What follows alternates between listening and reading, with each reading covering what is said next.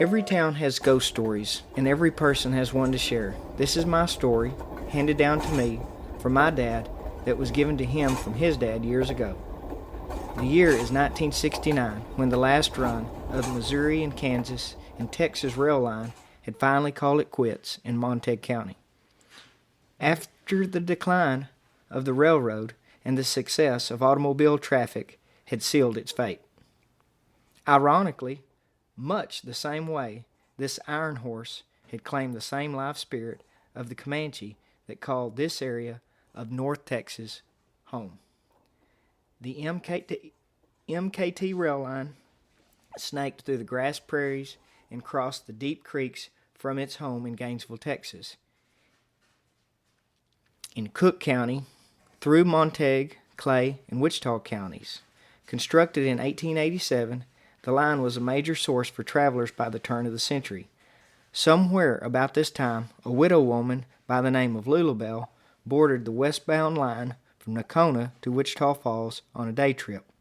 Lula was a blunt individual, neither caring nor empathetic to the world around her.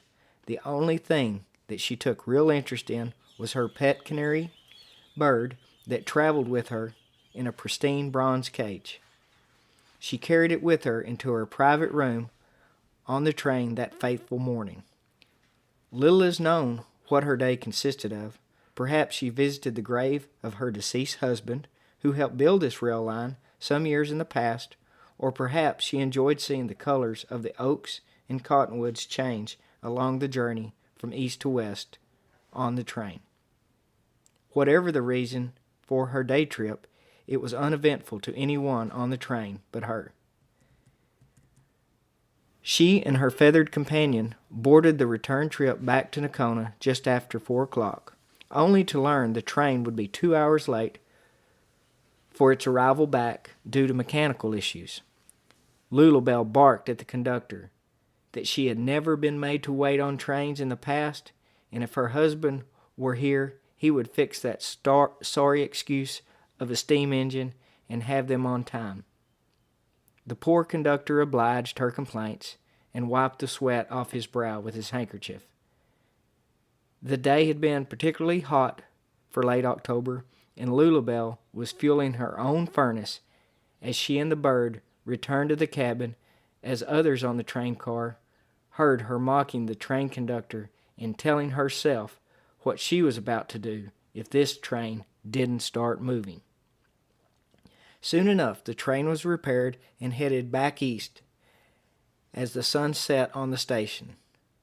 Darkness crept on the tracks, like some unforetold gloom that lay ahead.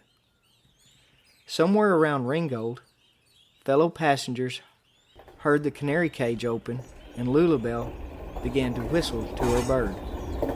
Passengers were lulled by the melody paired with the clicking of the tracks as the rail cars made their way back to Nocona. Some say about 3 or 4 miles outside of town, as the train dropped into the Belknap Creek crossing, the passengers heard a ruckus coming from the room, followed by an empty thud, and then silence. No canary whistle, no whistle of Lula Bell, no grumbling to herself about the conductor, just silence. When the train arrived to Nocona, everyone got off but Lula Bell. Officials politely knocked on her door, thinking she was asleep, but no answer. When they were finally able to unlock the door, they saw a most grisly scene. There in the floor lay a headless woman with blood spattered on the cage, and that was all that remained in the room. When sheriff and railroad inspectors investigated the scene, they believed that Lula Bell had been singing to her canary and even perhaps petting the bird, and with the temperature being hotter than normal, she had raised the window on the train when the bird flew outside of the cage, flying and dancing around the room. She tried in vain to catch the bird, and the canary saw its chance to escape through the open window and darted out the opening, Lula lunged through the vent, not knowing the trestle of the bridge was quickly approaching. Instantly, Lula Bell was decapitated as her head dropped to the creek below. Although deputies and railroad officials attempted to recover the rest of Lula Bell, the head and the bird were never seen again.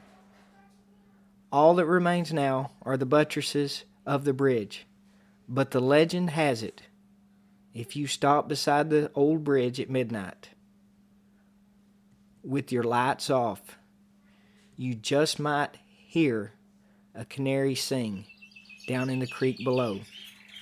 And if you're really lucky or unlucky, you might see Lula Bell searching for her head.